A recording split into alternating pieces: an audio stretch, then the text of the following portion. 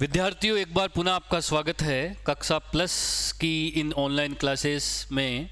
और आज हम लेकर आए हैं आपके लिए एक बहुत ही महत्वपूर्ण टॉपिक, और उस टॉपिक के अंदर आज हम देखने वाले हैं कि शिक्षा, शिक्षण, अधिगम और अनुदेशन। साथ में आप देखेंगे कि अनुदेशन से हमारा क्या मतलब है और प्रशिक्षण से हमारा क्या तात्पर्य है, और एक शिक्षक के रूप में ये सारे टर्म हमारे किस तरह से काम में आते हैं। साथ ही साथ एक जो विद्यार्थी है, उस विद्यार्थी का इन सारे टर्म का किस तरह से उपयोग करते हुए हम उसके संज्ञानात्मक पक्ष का, उसके भावनात्मक पक्ष का और क्रियात्मक पक्ष का विकास करते हुए उसका क्या करते हैं, हम सर्वांगीण विकास करते हैं। इस डायग्राम में आप देख रहे हैं कि हमारे पास में जो सबसे आउटर सर्कल है उसके अंदर हमने जो टर्म दिया है उसको क्या कहा है, शिक्षा। मतलब शिक्षा व्यवस्था। शिक्षा से हमारा क्या तात्पर्य है, संपूर्ण एजुकेशन सिस्टम की जो एजुकेशन है उसके अंदर क्या क्या निहित है।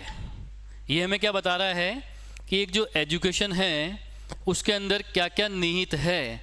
देखिए, सबसे बड़ा फील्ड हमारे पास में जो है वो क्या होता है, शिक्षा। और शिक्षा का उद्देश्य क्या होता है, किसी भी बालक का सर्वांगीण विकास करना। आपसे कोई पूछे कि शिक्षा का क्या उद्देश्य है, तो हमें पता होना चाहिए कि शिक्षा का उद्देश्य बालक का सर्वांगीण विकास करना होता है। बिल्कुल स्पष्ट होना चाहिए हमें ये बात कि शिक्षा का उद्देश्य सर्वांगीण विकास करना होता है। शिक्षा का उद्देश्य केवल उसको ज्ञान प्रदान करना नहीं होता है। समझ रहे हैं ना? कभी भी शिक्षा का उद्देश्य बालक को ज्ञान प्रदान करना नहीं होता है। ज्ञान तो कहीं से भी लिया जा सकता है, लेकिन जो शिक्षा और शिक्षण व्यवस्था है उसका उद्देश्य है कि बालक का सर्वांगीण विकास हो। अब बालक का सर्वांगीण विकास क्या होता है? बालक के सर्वांगीण विकास से हमारा तात्पर्य होता है कि बालक का जो संज्ञान है, उसका जो ज्ञान है, उसका विकास हो। बालक जो है इमोशनली, यानी उसका जो भावनात्मक पक्ष है उसका पूरा विकास हो। वो मजबूत इमोशंस लेकर चले ताकि जीवन में आने वाली जो कठिनाइयां हैं उनका वो सामना कर सके, वह डिसीजन ले सके, वो कुसमायोजित न होने की बजाय परिस्थितियों के साथ में समायोजन कर सके। बहुत ही महत्वपूर्ण टर्म है समायोजन करना। इस दुनिया के आधे लोगों के दुखों का कारण है कुसमायोजित होना। समझ रहे हैं आप? हम दुखी क्यों हैं? क्योंकि जो परिस्थितियां हमारे सामने उपलब्ध होती है, जो परिस्थिति हमारे सामने हैं, उनके साथ में हम क्या नहीं कर पा रहे हैं, समायोजन नहीं कर पा रहे हैं। क्योंकि हमने हमारे व्यक्तित्व का विकास ऐसा नहीं किया है कि परिस्थितियों के अकॉर्डिंग हम उनके साथ में समायोजन कर सके। तो उसको हम क्या सिखाना चाहते हैं कि उसका विकास ऐसा हो कि वो समायोजन कर सके। अपने जो भावात्मक पक्ष हैं, विभिन्न प्रकार के उसके जो संवेग है, उन संवेगों को वो इस तरह के प्रशिक्षित करें, उनको ऐसे ट्रेंड करें कि जब परिस्थितियाँ उत्पन्न हो, जब विकट परिस्थितियाँ उत्पन्न हो, तो उनके साथ में उनका सामना कर सके और वहाँ से आसानी से निकल सकें। बेटा, आप सब लोगों ने एक टर्म सुना होगा, होम सिकनेस। सुना? बहुत चलता है आजकल ये टर्म। ठीक है, हमने किसी बच्चे को पढ़ने के लिए बाहर भेजा, ठीक है, और परिस्थितियाँ ऐसी हुई कि बच्चा बाहर जाकर डिप्रेशन में आ गया, वहाँ नहीं रह पा रहा है, उसको वापस घर पे लाना पड़ा। या किसी बच्चे ने बहुत अच्छी एजुकेशन ले ली, बहुत अच्छी डिग्री ले ली, लेकिन उसके बाद में पता चले कि उसको अपना घर छोड़कर 1000 किलोमीटर दूर जाकर किसी अन्य शहर में जाकर क्या करना है, कार्य करना है, वहाँ नौकरी करनी है, और वो वहाँ जाकर एडजस्ट नहीं कर पा रहा है। समझ में आ रहा है? ये सब कहाँ से आ रहा है? यहीं से, उसके भावनात्मक पक्ष से, उसके संवेगों से, कि वो क्या नहीं कर पा रहा है, समायोजन नहीं कर पा रहा है। और समायोजन नहीं कर पा रहा है तो उसको एक बहुत ही अच्छा सा छोटा सा टर्म सबने दे रखा है। क्या कह दिया हमने? Home sickness. कि भाई उसको घर की याद आती है, वो वहाँ पर नहीं रह पा रहा है। और जो लोग समायोजन कर लेते हैं परिस्थितियों के साथ में, वो आगे बढ़ते चले जाते हैं। इसलिए वर्तमान जो शिक्षण व्यवस्था है उसके अंदर जितना महत्वपूर्ण संज्ञानात्मक पक्ष को माना जा रहा है, उससे कहीं ज़्यादा उसके भावनात्मक पक्ष का विकास करने पर जोर दिया जा रहा है, ताकि बालक का भावनात्मक रूप से इतना विकास हो कि वो परिस्थितियों का सामना कर सके। आपने देखा होगा बहुत से ऐसे बच्चे होते हैं जिनको कहीं पर भी भेज दो, हर परिस्थिति में वो अपने आप को समायोजित कर लेते हैं। समायोजन का मतलब क्या होता है? एडजस्टमेंट। वो एडजस्ट कर लेते हैं, ठीक है। सुविधाएं मिली तो भी एडजस्ट कर लिया, नहीं मिली तो भी एडजस्ट कर लिया, खाना मिला एडजस्ट कर लिया, जैसा मिला उससे आपने एडजस्टमेंट कर लिया। और कुछ लोग ऐसे होते हैं, आपने अपने आसपास देखा होगा, जिनका एक ही काम होता है हर चीज़ में कमी निकालना। यार ये ठीक नहीं है, खाना ठीक नहीं है, कमरा ठीक नहीं है, बाथरूम ठीक नहीं है, यहाँ रहने की व्यवस्था ठीक नहीं है, जॉब ठीक नहीं है, परिवार ठीक नहीं है, घर वाले ठीक नहीं हैं, दोस्त ठीक नहीं हैं। तो ये क्या हो रहा है कि हम परिस्थितियों के साथ में एडजस्टमेंट नहीं कर पा रहे हैं। और ज़रूरी क्या है कि हम अपने आप को, भावनात्मक पक्ष को, विद्यार्थी के भावनात्मक पक्ष को इतना मजबूत करें कि वो क्या सीखे? समायोजन करना सीखे। ये सारे टर्म एक दूसरे से जुड़े हुए होते हैं। साइकोलॉजी का मतलब यही है कि हम यहाँ से जब चलें तो हर चीज़ को अपने साथ लेते हुए आगे चलें और सारी चीज़ों को एक के साथ एक रिलेट करते चले जाएं। तो सर्वांगीण विकास का तात्पर्य यही है कि बालक क्या करे? अपने हर संवेग का, अपने संज्ञान का और साथ ही साथ अपने क्रियात्मक पक्ष का। अब आप कहेंगे क्रियात्मक पक्ष क्या होता है? क्रियात्मक पक्ष की बात भी हमने पिछली क्लास में करी थी। संज्ञान का मतलब ज्ञान, भावनात्मक पक्ष का मतलब मैंने अभी बताया संवेग, और क्रियात्मक पक्ष का मतलब जो वो क्रिया करता है, जो एफिशिएंसी उसके कार्य को करने की है, उसको हम क्या करते हैं? क्रियात्मक पक्ष। एक उदाहरण है छोटा सा, मैं पहले भी अपने क्लासेस में देता था। कल्पना करिए आप किसी नहर या तालाब के पास में खड़े हुए हैं, ठीक है, और कोई छोटा बच्चा उस तालाब में गिर जाता है, ठीक है। एक इंसान ये कहता है और रोता है कि बच्चा गिर गया, बहुत दुखी हो रहा है, लेकिन कुछ कर नहीं पा रहा है। उसका ज्ञान व्यान सब दूर चला गया, उसको ये पता ही नहीं कि मुझे क्या करना है, इसको बचाने के लिए प्रयास करने चाहिए, कैसे इसको बचाएं, क्या करें। लेकिन वो केवल दुखी है, वो दुखी हो रहा है, रो रहा है, चिल्ला रहा है। दूसरे कोई व्यक्ति है जिनका दिमाग ज़्यादा चल रहा है, वो नए नए आइडिया दे रहे हैं कि ऐसा करो, इसमें रस्सी डाल दो, कहीं से ट्यूब डाल दो, कोई किसी की साड़ी खोल के लटका दो, या इसको ऐसे बचाया जा सकता है, इसको ऐसे बचाया जा सकता है। उनके पास में बहुत सारे तर्क है, ठीक है। तीसरा व्यक्ति ऐसा है जिसका सर्वांगीण विकास हुआ है, उसको ये भी पता है कि उसको बचाना कैसे है, साथ में भावनात्मक रूप से वो इतना स्ट्रॉन्ग है कि उसको ये पता है कि अगर मैंने गलती करी और इसके पास में चला गया तो ये मेरे को पकड़ के ऊपर आने की कोशिश करेगा और हम दोनों ही डूब जाएंगे।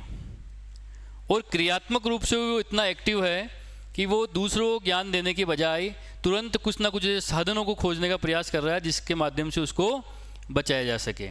और वो तुरंत ऐसी कुछ क्रियाएं कर कर अपने संज्ञान, अपने संवेग, अपने क्रियात्मक पक्ष का उपयोग करते हुए उस बच्चे को बचा लाता है। तो बताओ कौन व्यक्ति है जिसका सर्वांगीण विकास हो रखा है? निश्चित रूप से बहुत ही छोटा सा उदाहरण है, और ये उदाहरण आपको जीवन में जगह जगह देखने को मिलेगा। कुछ लोग केवल समस्याएं बताते हैं, कुछ लोग उनके समाधान बताते हैं। कुछ लोगों के पास न समस्या है न समाधान है, केवल क्या है? रोना है, केवल दुखी होना है कि ऐसा हो गया, ऐसा नहीं होना चाहिए था, ये होना चाहिए था। और कुछ लोग ऐसे होते हैं जो तीनों का उपयोग करते हुए उनका समाधान निकालते हैं और जीवन को बड़े आसानी से जीते हैं। तो कहने का मतलब है कि हमारी संपूर्ण एजुकेशन सिस्टम का एक ही उद्देश्य है कि बालक का सर्वांगीण विकास हो। आप लोगों ने सुना भी होगा, चर्चाएं चलती है कि आजकल जब से आरटी आया है, आरटी जो लगा था राइट टू एजुकेशन 2009, उसके बाद में कहा गया कि बच्चों को 8th क्लास तक फेल नहीं करना है। बहुत विद्वान अलग अलग अपने विचार देते हैं कि ऐसा करने से ये हो गया, ऐसा करने से ये हो गया।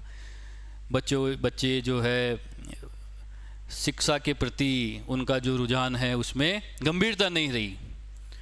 तो बेटा ये सब जो किया गया उसके पीछे भी बहुत बड़ा मनोविज्ञान और विज्ञान है। शिक्षा शास्त्री ये मानते हैं कि एक बालक को केवल उसके ज्ञान के आधार पर फेल नहीं किया जा सकता है।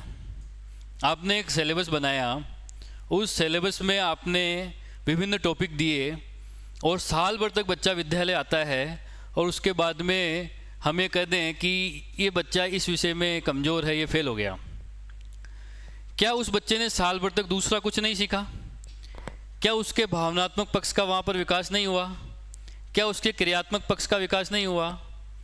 हो सकता है कि उसके संज्ञान का विकास थोड़ा कम हुआ होगा, लेकिन उसके संज्ञान का विकास अगर कम हुआ तो ये एक शिक्षक की जिम्मेदारी है, हमारी शिक्षण व्यवस्थाओं की जिम्मेदारी है कि उसको रेमेडियल क्लासेस देकर, उसको उसके अनुरूप उचित माहौल देकर उसके स्तर को सुधारा जाए। लेकिन अगर बच्चा विद्यालय में आ रहा है तो निश्चित रूप से उसके दूसरे पक्षों का विकास हो रहा है। इसीलिए उसका मूल्यांकन जो व्यवस्था है उसको बदलना है, और उसकी मूल्यांकन व्यवस्था को बदला गया कि केवल और केवल उसके किताबी ज्ञान के आधार पर बच्चे को आप जज नहीं कर सकते हैं कि बच्चा आगे जाना चाहिए या नहीं जाना चाहिए। समझ में आ रही है बात? तो ये सारी चीज़ों के पीछे कुछ ना कुछ लॉजिक होते हैं, बिना लॉजिक के कोई कार्य नहीं किया जाता है। तो हमारी जो शिक्षा है, जो एजुकेशन है, उस एजुकेशन का क्या उद्देश्य है कि बालक का क्या किया जाए? सर्वांगीण विकास, यानी होल डेवलपमेंट। ठीक है, उसका होल डेवलपमेंट हो, उसका सर्वांगीण विकास हो। ठीक है, अब शिक्षा के अंदर क्या क्या चीज़ आती है? क्या क्या है शिक्षा? जो शिक्षा एजुकेशन सिस्टम है उसमें और कौन सी चीज़ें आती है? सबसे पहली चीज़ क्या आती है? शिक्षण, यानी टीचिंग। टीचिंग में क्या होता है? हमने पहले भी बात करी थी, अंतःक्रिया यानी इंटरेक्शन। अंतःक्रिया का मतलब क्या होता है? शिक्षक और विद्यार्थी के बीच के जो क्रियाकलाप है, जो उनके बीच का संवाद है, उसको हम क्या बोलते हैं? अंतःक्रिया। कि दोनों के बीच में अंतःक्रिया हो रही है। मैंने कुछ बताया, आपने कुछ समझा और आप मुझे वापस प्रश्न पूछ रहे हैं या उससे कुछ और अधिक जानना चाह रहे हैं, और हम दोनों विद्यार्थी और जो शिक्षक है उन दोनों चीज़ों को क्या कर रहे हैं? एक दूसरे के साथ साझा कर रहे हैं, तो उसको क्या बोलते हैं? अंतःक्रिया करना। जहाँ अंतःक्रिया नहीं है वहाँ शिक्षण नहीं है। आप इस बात को भी मान लें, क्योंकि प्रश्न जब परीक्षाओं में आते हैं तो ऐसे ही आते हैं कि इसमें से कौन सी विशेषता शिक्षण की नहीं है। तो बहुत सारी विशेषताएं शिक्षण की बता दी जाएगी, उसमें हो सकता है कि अंतःक्रिया नहीं है, ऐसा ऑप्शन आपको मिल जाए। तो हमें समझना है कि शिक्षण में क्या होता है? अंतःक्रिया होती है। और अंतःक्रिया किसके बीच में होती है? स्टूडेंट्स एंड टीचर, यानी शिक्षार्थी और शिक्षक के बीच में। और शिक्षण क्या लेकर चलता है अपने साथ में? बालक का संज्ञानात्मक, भावनात्मक और क्रियात्मक विकास करने का उद्देश्य अपने साथ में लेकर चलता है। केवल शिक्षण का उद्देश्य ये नहीं है कि बालक को केवल संज्ञान और संज्ञान पर ही हमें कार्य करना है, ऐसा कतई शिक्षण का उद्देश्य नहीं होता है। जैसा माना जाता है कि विद्यालय का क्या मतलब है या शिक्षण का क्या उद्देश्य है कि बालक को ज्ञान दिया जाए, उसके ज्ञान का विकास किया जाए। लेकिन केवल ज्ञान का विकास नहीं करना है, उसको नैतिक शिक्षा देते हुए उसके संवेगों का विकास करना है। उसको ये सिखाना है कि संवेगों को कैसे प्रशिक्षित करना है। मैंने पहले भी क्लास में कहा था, मैं बार बार बोलता हूँ ये शब्द, कि जो संवेग होते हैं अगर उनको दबा दिया जाए, अब आप संवेगों से क्या समझते हैं? देखिए, संवेग से हमारा तात्पर्य होता है कि जो मानव होता है ना, उसके अंदर अपने साथ लेकर वो बहुत सारी चीज़ें चलता है, जिनको हम आवेग भी बोलते हैं, वेग बोलते हैं, संवेग बोलते हैं। हमें क्रोध आता है, हम ईर्ष्या भी करते हैं, किसी से द्वेष करते हैं, ठीक है, खुशी भी होती है, गम भी होता है, पूरी लिस्ट है संवेगों की कि इस तरह के संवेग होते हैं।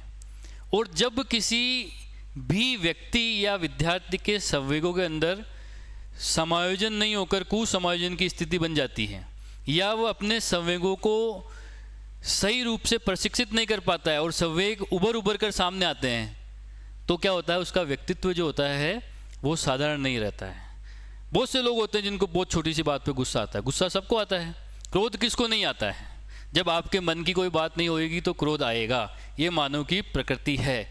लेकिन उस क्रोध को आप कैसे उसका अपने मन से या अपने ज्ञान से या अपने प्रशिक्षण से उस क्रोध को किस तरह से आप उसके साथ में निपटते हैं, ये क्या होता है, आपका भावनात्मक पक्ष निश्चित करता है। तो हम जब भावनात्मक पक्ष को डिटेल में पढ़ेंगे तो उस टाइम हम देखेंगे कि कौन कौन से संवेग होते हैं। जब बच्चे का जन्म होता है उससे लेकर किस किस अवस्था में कौन कौन सा संवेग उसमें देखने को मिलता है और उन संवेगों को किस तरह से हमें प्रशिक्षित करना चाहिए। ठीक है, तो इन सारे पक्षों का विकास करना शिक्षण व्यवस्था का उद्देश्य होता है और इंटरेक्शन उसके अंदर होना अत्यंत आवश्यक है। अब शिक्षण व्यवस्था दो चीज़ें अपने साथ और लेकर चलती है, एक है अनुदेशन, दूसरा है प्रशिक्षण। ठीक है, अनुदेशन और प्रशिक्षण दो चीज़ें और हमारे साथ में आ रही है। अनुदेशन का मतलब इंग्लिश में हम उसके लिए जो टर्म काम में लेते हैं वो होता है इंस्ट्रक्शन। क्या टर्म काम में लेते हैं? इंस्ट्रक्शन। इंग्लिश में हमारे पास में अनुदेशन के लिए जो टर्म है उसका मतलब है इंस्ट्रक्शन और प्रशिक्षण का मतलब है ट्रेनिंग। ठीक है, इंस्ट्रक्शन, अनुदेशन और शिक्षण, इन दोनों के अंदर बार बार अंतर पूछा जाता है परीक्षाओं में, क्योंकि ये दोनों चीज़ें बहुत कन्फ्यूजिंग है, बहुत पास में हैं, थोड़ा सा ही अंतर है। शिक्षण में अनुदेशन तो है लेकिन अनुदेशन में शिक्षण नहीं है।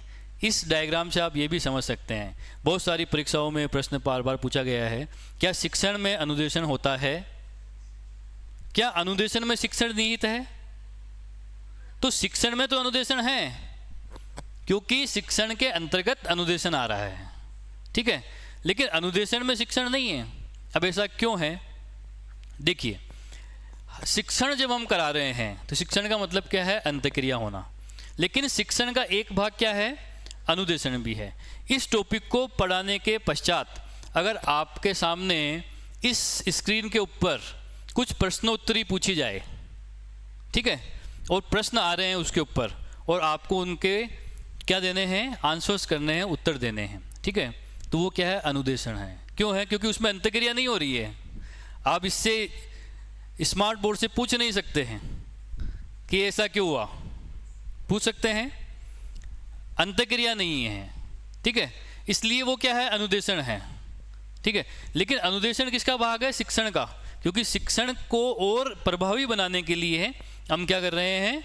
अनुदेशन कर रहे हैं। शिक्षण को प्रभावी बनाने के लिए हम अनुदेशन का उपयोग ले रहे हैं। अनुदेशन भी कई तरह के होते हैं, रेखीय अनुदेशन, शाखीय अनुदेशन। ठीक है, और ये सारे कंप्यूटर से जो आप जितने भी टेस्ट देते हैं आज के ज़माने में वो अनुदेशन है, या स्क्रीन के माध्यम से आप कुछ पढ़ाई कर रहे हैं तो वो अनुदेशन है, या फिर आपको क्वेश्चंस दिए जा रहे हैं, आपको कोई प्रिंटेड सामग्री दी जा रही है, आपको पढ़ने के लिए कहा जा रहा है, या आपको निर्देशित किया जा रहा है। अनुदेशन का एक मतलब क्या होता है? निर्देशन करना। इंस्ट्रक्शन का मतलब निर्देशन होता है ना, आपको निर्देशित किया जा रहा है, तो वो क्या है? सारा अनुदेशन है। और इसको भी जब हम आगे चलेंगे तो डिटेल में पढ़ेंगे। हम पढ़ेंगे कि शिक्षण में अनुदेशन में क्या अंतर होता है। ठीक है, तो उसमें तरह तरह के हमारे विभिन्न विषयों के आधार पर उसके बीच के अंतर को हम डिटेल में और समझने का प्रयास करेंगे। तो अनुदेशन आ गया, ये किस में निहित है? शिक्षण में है। और अनुदेशन में क्या किया जाता है? केवल संज्ञानात्मक पक्ष का विकास होता है। क्यों होगा? क्योंकि वहाँ भावनात्मक पक्ष का विकास नहीं हो सकता है, क्योंकि वहाँ पर भावनात्मक पक्ष के विकास करने के लिए अंतःक्रिया की जरूरत होती है। ठीक है, भावों की जरूरत होती है, लेकिन भाव नहीं है क्योंकि इंस्ट्रक्शंस है, आपको केवल इंस्ट्रक्शन दिए जा रहे हैं और वहाँ पर केवल संज्ञानात्मक पक्ष का ही विकास हो पाता है। साथ ही साथ अनुदेशन किसको प्रोत्साहित करता है? स्वाध्याय यानी सेल्फ रीडिंग, सेल्फ स्टडी को ये क्या करता है? प्रोत्साहित करता है। जब अनुदेशन की बात आती है तो वो सेल्फ स्टडी को क्या करेगा? प्रोत्साहित करेगा। वहाँ पर अंतःक्रिया नहीं हो रही है। कल्पना कीजिए आपने ऑनलाइन प्लेटफॉर्म से कोई कोर्स लिया, वो शिक्षण है या अनुदेशन है? वो अनुदेशन है, वो शिक्षण नहीं है। क्यों नहीं है?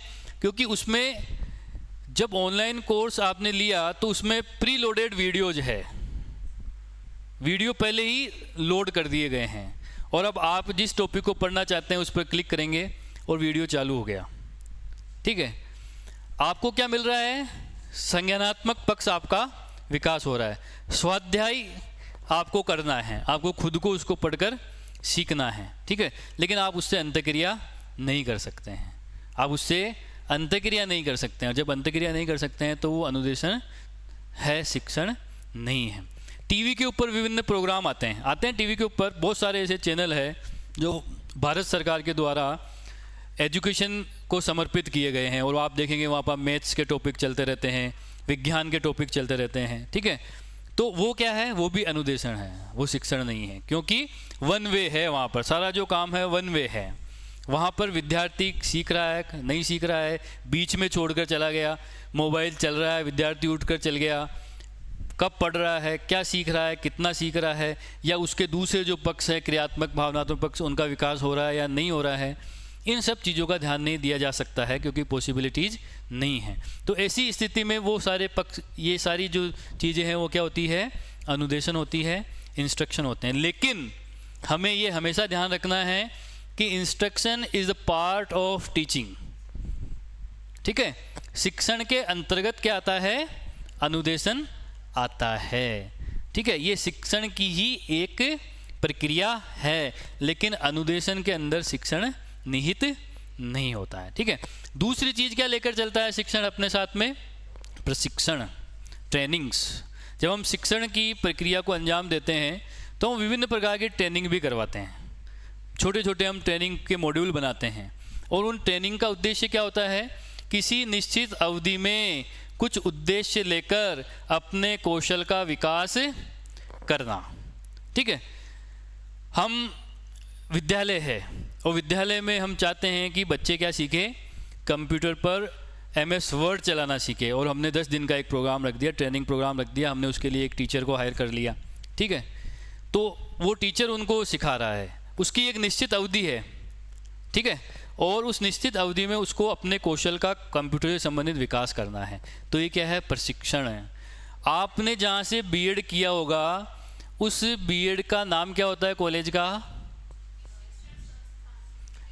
ट्रेनिंग कॉलेज, शिक्षक प्रशिक्षण संस्थान या प्रशिक्षण महाविद्यालय, क्योंकि जिस अवधि में आप वहाँ पर है आपको क्या दिया जा रहा है? प्रशिक्षण दिया जा रहा है। एक निश्चित अवधि है, उस निश्चित अवधि के अंदर आपके किसी विशेष कौशल, और वो विशेष कौशल क्या है कि कैसे शिक्षण कार्य को कराना है, उससे संबंधित आपको क्या करने का प्रयास किया जा रहा है?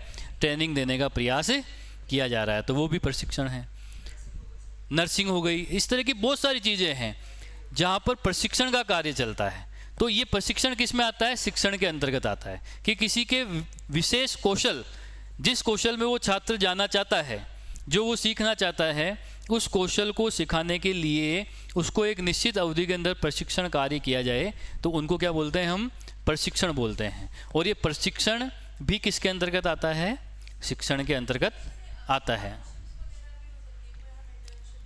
बिल्कुल, किसी निश्चित उद्देश्य को लेकर जो भी आपको प्रशिक्षण दिया जाता है एक अवधि के लिए, आपको इंटर्नशिप के लिए भी भेजा जाता है, वो भी प्रशिक्षण के तहत आता है कि आप विद्यालय में जाएं, विद्यालय में जाकर वास्तविक रूप से जिन समस्याओं का सामना आपको करना पड़ेगा, और जिस तरह से आपको अपने लेसन्स का प्लानिंग करनी है या अपने लेसन्स को विद्यार्थियों के सामने प्रस्तुत करना है, उन सब के प्रशिक्षणार्थ आपको कहाँ भेजा जाता है?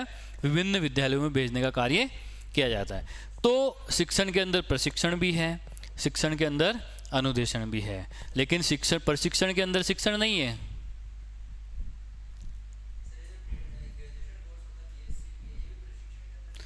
ये प्रशिक्षण नहीं है, वो शिक्षण व्यवस्थाएं हैं। अगर हम बात करें कि हम सामान्य कॉलेजों की बात करें, तो वो कोई उद्देश्य लेकर नहीं चल रहा है कि BA करने के बाद में आपको जो है IAC बनना है, या शिक्षक बनना है, या बैंक में जाना है, या आपको दूसरी पुलिस सर्विसेज में जाना है। कुछ भी निश्चित नहीं है। प्रशिक्षण कब होता है? निश्चित अवधि में उद्देश्य।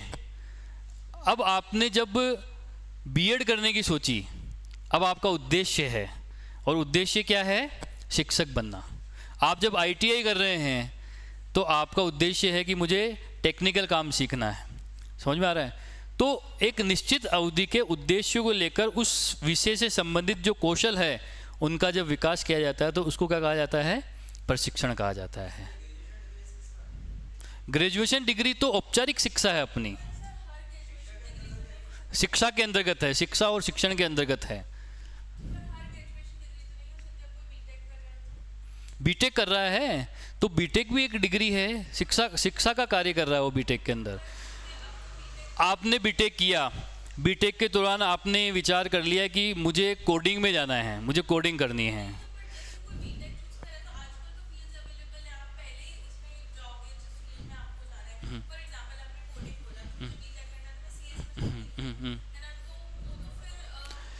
समझिए, आपने बीटेक किया और आपने बीटेक जब करना शुरू किया तो शायद आपको पता नहीं हो कि जब हम एक छोटा सा उदाहरण लेकर चलते हैं कि मैंने कंप्यूटर साइंस में बीटेक करना चाहा, तो जब आप कंप्यूटर साइंस पढ़ने जाते हैं तो कंप्यूटर साइंस में 20 से अधिक फील्ड होते हैं।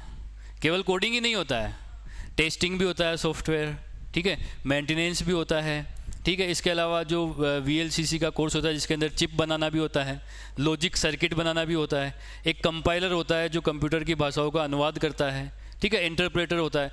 तो तरह तरह के कोर्स होते हैं उसके। अब जब आप वो कर रहे हैं, लेकिन जब आपको स्पेशलाइजेशन करना है कि मुझे इसी फील्ड में जाना है, और उसके लिए आपने एक निश्चित अवधि के लिए कोई प्रोग्राम किया जिसके तहत आपने प्रशिक्षण सीखा कि कंप्यूटर में भी सैकड़ों भाषाएं हैं और उस कौन सी भाषा के अंदर मुझे आगे जाकर अपना कार्य करना है, और उस पर्टिकुलर कौशल को सीखने के लिए निश्चित अवधि के लिए हमने जब प्रशिक्षण किया उद्देश्य को लेकर, तो उसको हम क्या बोलते हैं? प्रशिक्षण, यानी ट्रेनिंग करना, ठीक है। तो इन सब चीज़ों के अंदर बहुत छोटा छोटा सा अंतर होता है, बहुत बड़ा विशाल अंतर नहीं होता है। अंतर कैसा होता है? छोटा छोटा सा अंतर होता है, लेकिन हमारे दिमाग में सारी चीज़ें स्पष्ट होनी चाहिए। तो ये डायग्राम बहुत छोटा सा डायग्राम है, लेकिन ये डायग्राम हमें बहुत कुछ बताता है, और ये डायग्राम बहुत सारे प्रश्नों के उत्तर देने के लिए हमें प्रस्तुत कर देता है कि शिक्षा क्या होती है, एजुकेशन क्या है, शिक्षण क्या है, शिक्षण के अंतर्गत अनुदेशन क्या होता है, प्रशिक्षण क्या होता है, और शिक्षा के अंदर क्या क्या चीज़ें होती है, और जब हम अनुदेशन की बात करते हैं तो वो कहाँ पर कार्य करता है, प्रशिक्षण जो होता है वो किस तरह से किया जाता है, प्रशिक्षण किसको बोलते हैं। तो निश्चित रूप से मुझे लगता है कि इस टॉपिक को पढ़कर आपके बहुत सारे कंसेप्ट जो है वो क्लियर होंगे।